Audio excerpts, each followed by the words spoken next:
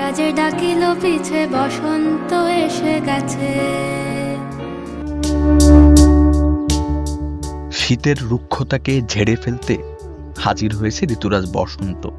ফাগুনের শুরুতেই পলাশসহ নানা ফুলের রঙিন পাপড়িতে নতুন সাজে সেজেছে প্রকৃতি।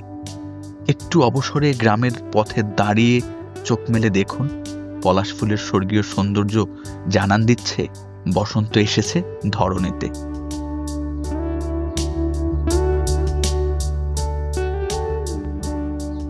বসন্তের অপরূপ প্রকৃতি আর পলাশের শাখায় দোলা পাপড়ি ভালোবাসা দিবসকেও যেন রাঙিয়ে তুলেছে।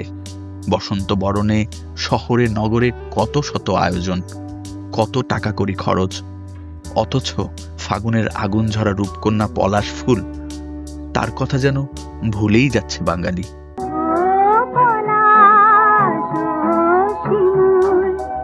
ও পলাশ ও শিমুল, কেন এ মন মোর রাঙালে, জানি না জানি না আমার এ ঘুম কেন ভাঙালে। কিংবদন্তি কণ্ঠশিল্পী লতা মঙ্গেশকরের গানটি স্মরণ করিয়ে দেয় এই ফুলগুলো হৃদয়ে কতটা দোলা দেয়। বসন্তের শুরুতেই প্রকৃতির ভালোবাসার কথা জানান দিতে যেন হেসে ওঠে পলাশ শিমুল। প্রকৃতির এই রূপ দেখে চোখ জুড়িয়ে যায়, প্রকৃতি প্রেমীরা মেতে ওঠেন আনন্দে। প্রতিদিন চেষ্টা করি কিছু পলাশ ফুল তুলে নিয়ে বাসায় রাখি। আমার ফুলের প্রতি একটা আলাদা ফ্যাসিনেশন আছে। পলাশ ফুলের সাথে আমাদের কোথাও না কোথাও একটা মনে হয় যে একটা স্নিগ্ধতার সম্পর্ক থাকে, হ্যাঁ, যে দেখলে একটু মন ভালো হয়ে যায়, এরকম টাইপের। পলাশ ফুলের সুবাস আসে, কৃষ্ণচূড়া, এইসব ফুল দেখে আমরা বুঝতে পারি যে আর শীতের রিক্ততা কাটানোর পরে যখন এগুলো সুবাস, এগুলো উদ্ভাস দেখা যায়, তখন আমরা বুঝতে পারি যে হ্যাঁ, বসন্ত এসেছে। নতুন নতুন ফুল ফোটে, পাখিরা গান গায়, যেটা মানে আমাদের ভালোবাসার দিবসের কথাও বলে, কিন্তু আমি সেলিব্রেট করি পহেলা ফাল্গুন। বসন্ত জিনিসটা একটা ভালো লাগার বিষয়। বসন্ত আসলেই প্রত্যেকটা মানুষের মনে প্রেম জাগা দেয়। বসন্ত আলাদা করে বলতে হয় না যে বসন্ত চলে এসেছে, প্রকৃতিকে আমরা দেখলেই বুঝতে পারি যে বসন্ত চলে এসেছে।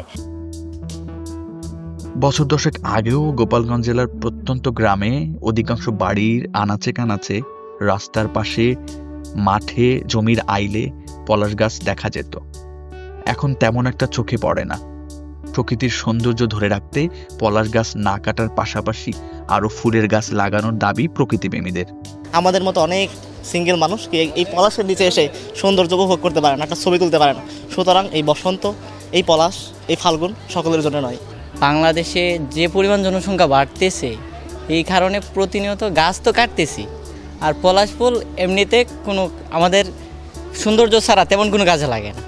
তো আমাদের উচিত এই সৌন্দর্যের যে গাছটা পলাশ ফুল, এটা ধরে রাখা, আর আমাদের বেশি বেশি করে গাছটা লাগানো উচিত। এখন এই বর্তমানে পলাশ ফুল খুবই রেয়ার আমাদের কাছে দেখা যাচ্ছে। আমরা পলাশ ফুল খুব কমই আছে। প্রকৃতি থেকে তীব্র গাছ কাটা, প্লাস দেখা যাচ্ছে আমাদের গাছ না লাগানো, আগের মতন অনেকে ফুলকে সেভাবে প্রাধান্য না দেওয়ার কারণে আমরা এই গাছগুলোকে আমাদের মাঝ থেকে হারিয়ে যেতে দিচ্ছি। নগরায়নের করাল গ্রাসে পলাশ গাছের অস্তিত্ব এখন হুমকির মুখে। ফলজ ও বনজ গাছের পাশাপাশি সৌন্দর্য বর্ধনে ফুল গাছ লাগানোর আহ্বান জানিয়েছেন গোপালগঞ্জ বিজ্ঞান ও প্রযুক্তি বিশ্ববিদ্যালয়ের বাংলা বিভাগের শিক্ষক মোহাম্মদ আব্দুর রহমান। সময় পলাশ, শিমুল এগুলো বাংলাদেশের প্রায় প্রত্যেকটা অঞ্চলে বহুল মাত্রায় দেখা যেত। যেগুলো সৌন্দর্যবর্ধক গাছ, সেই গাছগুলো আস্তে আস্তে দিন দিন হারিয়ে যাচ্ছে। এইটার জন্য আমাদের আসলে সচেতনতার দরকার, যে একটা এলাকা কিংবা যে কোনোভাবে প্রকৃতিকে সাজাতে হলে কয়েক ধরনের গাছ দরকার। শুধু ফলজ না, যে ফলজ এখন অর্থনৈতিক বলে ফলজের বাগান প্রচুর আসছে, শুধু ফলজ না, ফলজ, ঔষধি, সৌন্দর্যবর্ধক এবং উপকারী গাছগুলো আমাদের সামগ্রিক গাছগুলো বৃক্ষরোপণের জন্য উন্নয়ন করা বা পরিবেশন করা দরকার সমাজের মানুষগুলোর। পরিবেশ দূষণ ও জলবায়ু পরিবর্তনের ফলে ধীরে ধীরে প্রতিটি ঋতুই হারাচ্ছে নিজস্ব চরিত্র আর সৌন্দর্য। প্রকৃতিকে তার স্বরূপ ফিরিয়ে দিতে বৃক্ষরোপণ করা অতীব জরুরি।